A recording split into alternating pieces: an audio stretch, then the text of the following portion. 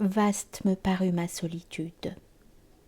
C'est le silence et la lenteur que je réclamais pour mon peuple, et cette réserve au fond de l'âme, et cet ennui sur la montagne, je les buvais jusqu'à l'amertume. J'apercevais donc en dessous de moi les lumières du soir de ma ville, cet immense appel que forme la ville jusqu'à ce que tous se soient réunis, tous enfermés, tous atteints l'un par l'autre. Ainsi je les voyais l'un après l'autre s'enfermer à chaque fenêtre qui s'éteignait, sachant leur amour. Puis leur ennui, à moins que l'amour ne s'échange contre plus vaste que l'amour. Et les dernières fenêtres éclairées montraient les malades. Ils étaient 2 ou 3 cancers comme des cierges allumés. Puis cette étoile là-bas de celui-là peut-être qui reste aux prises avec l'œuvre, car il ne peut dormir s'il n'a fourni sa gerbe. Puis quelques fenêtres encore d'attente démesurée et sans espoir. Car Dieu a fait sa récolte du jour, et il en est qui ne rentreront plus jamais. Donc il en était quelques-uns semblables à des sentinelles, face à la nuit comme face à la mer. Les voilà, me disais-je, témoins de la vie face à l'impénétrable mer. En avant-garde. Nous sommes quelques-uns à veiller sur les hommes, auxquels les étoiles doivent leur réponse. Nous sommes quelques-uns debout avec notre option sur Dieu. Portant la charge de la ville, nous sommes quelques-uns parmi les sédentaires que durement flagelle le vent glacé qui tombe comme un manteau froid des étoiles. Capitaine, mes compagnons, voilà quelle est dure la nuit à venir. Car les autres qui dorment ne savent point que la vie n'est que changements et craquements intérieurs du cèdre et mues douloureuses. Nous sommes quelques-uns à porter pour eux ce fardeau. Nous sommes quelques-uns aux frontières, ceux que brûle le mal et qui rament lentement vers le jour, ceux qui attendent, comme au mât de vigie, la réponse à leurs questions, ceux qui espèrent encore le retour de l'épouse. Mais c'est alors que m'apparut la même frontière qui sépare l'angoisse de la ferveur. Cette angoisse, l'angoisse et la ferveur échoient eux-mêmes. Toutes deux sont sentiments de l'espace et de l'étendue. Seul veille donc avec moi, me disais-je, les angoissés et les fervents. Qu'ils reposent donc les autres, ceux qui ont créé dans le jour et qui n'ont point la vocation de demeurer à l'avant-garde. La ville, cependant, cette nuit-là, était suspendue hors du sommeil à cause d'un homme qui devait à l'aube expier un crime, car on le disait innocent, et des patrouilles circulaient qui avaient pour mission d'empêcher que la foule ne s'assemblât, car quelque chose tirait les hommes hors des demeures et les faisait se réunir. Et moi je me disais, c'est la souffrance d'un seul qui allume cet incendie, celui-là dans sa géole est brandi sur tous comme un tison. Me vint le besoin de le connaître, et je m'en fus vers la prison. Je l'aperçus, carré et noir, qui se découpait sur les étoiles.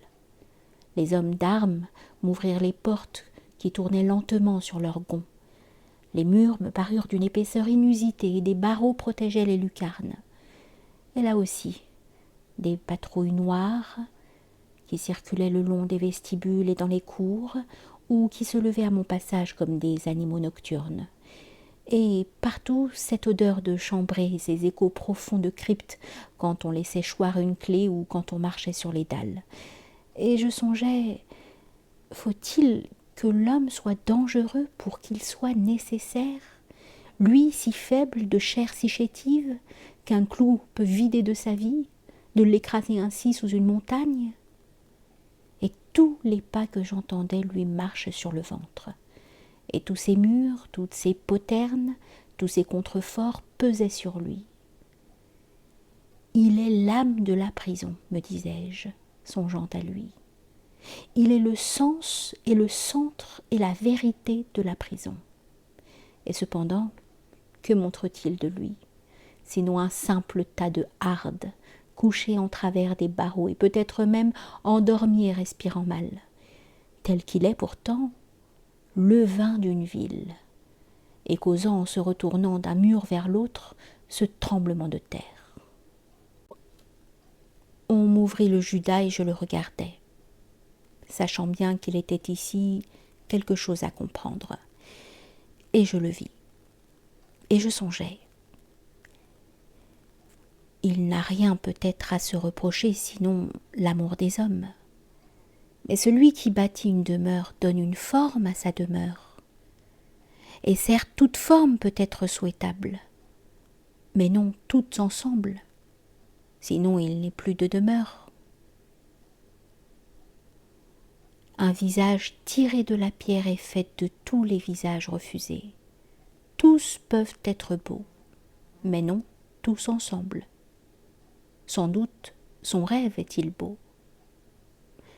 Nous sommes lui et moi sur la crête de la montagne, lui et moi seuls.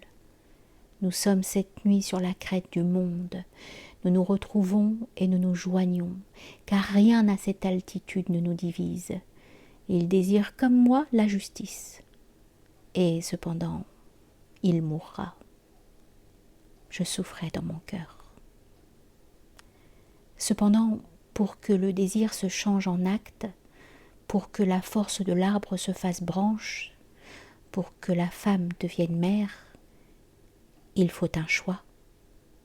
C'est de l'injustice du choix que naît la vie, car celle-là aussi qui était belle, mille l'aimaient, et pour être, elle les a réduits au désespoir.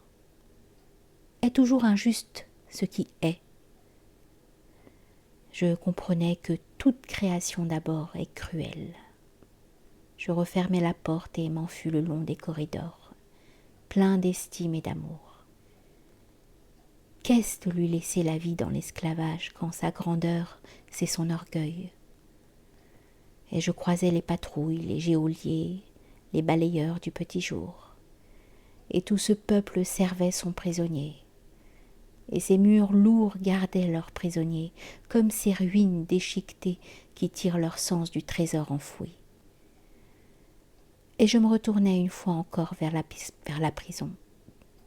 Avec sa tour en forme de couronne rejetée vers les astres, navire en marche vers sa cargaison, tout entière servante, et je me disais, qui l'emporte?